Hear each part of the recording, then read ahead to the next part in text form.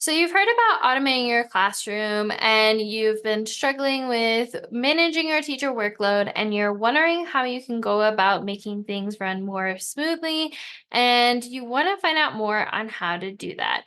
In today's content, I'll be sharing everything on what is automating your classroom and how to go about doing it. So with that being said, let's dive in. Hey, teacher bestie. My name's Helena, and I'm the creator of the Present Teacher Podcast. I'm a first-year teacher coach, and in this podcast, you are going to learn everything from simple, actionable classroom management, social emotional learning, and teacher wellness strategies. You know that impact you want to make in the classroom? Well, we're going to make it happen here.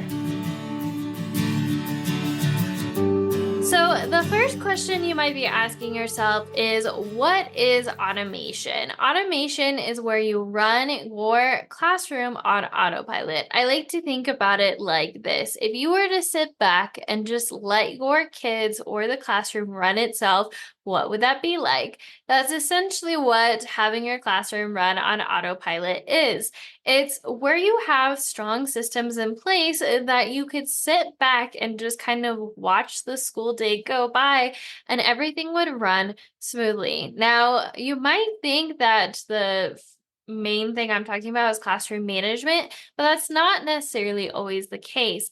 There are multiple different systems that run your classroom, and so having each system running effectively is going to really help you in having a classroom that's running on autopilot to the point where you don't have to think about it or do anything. It just runs by itself. So you might be wondering, how do we get there? How do we have a classroom running on autopilot?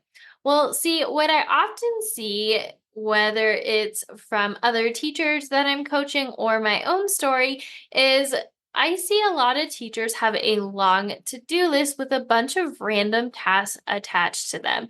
There could be things like a typical school day could look like respond to that parent email, write next week's newsletter, finish the lesson plans from last week. Don't forget to copy the assessments for later today. Don't forget to reach out to the coworker about that field trip coming up. And then also I need to make a copy of that homework for that student who was missing their homework for this week, and etc. You see, when you have long to-do lists like this, energetically, it can feel very draining. It could feel like you're being pulled in multiple directions at once. And by the end of the day, you're completely exhausted, only to look at your to-do list to have more things to do before the end of the day. So here's what I recommend doing instead, and what I found energetically works better for me, and that is batching. So batching is where you do like-minded tasks at a similar time to eliminate task switching. So task switching is, it takes anywhere from 7 to 21 minutes for you to be at a full focus level of performance in order to carry on a task. And every time you switch from one task to another that's unlinked or not similar, then it's going to take you those 7 minutes to fully focus.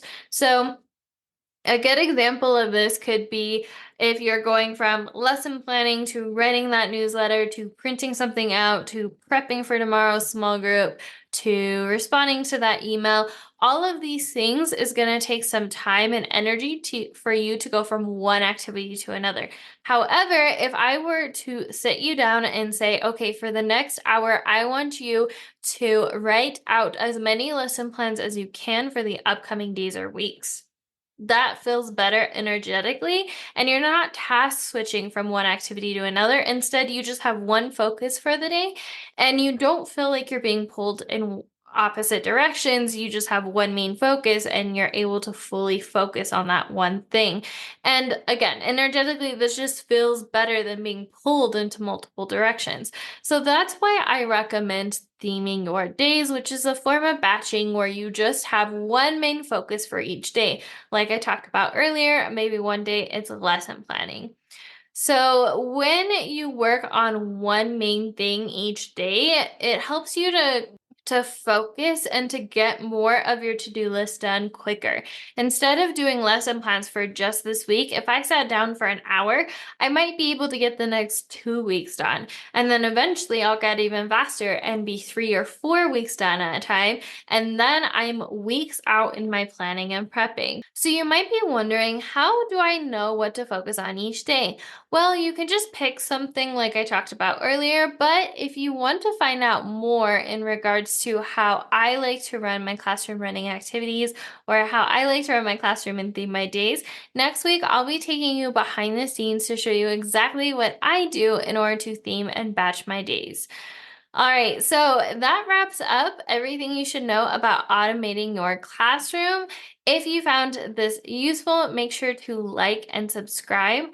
And if you want to take it a step further, you can check out the Ultimate First Year Teacher Guide.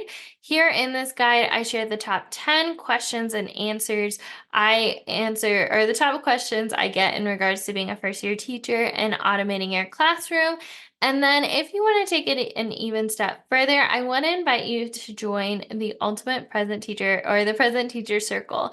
In the Present Teacher Circle, I share everything in regards to what systems I have in the classroom and how I run them so that you can take what's working for me and morph them into your own.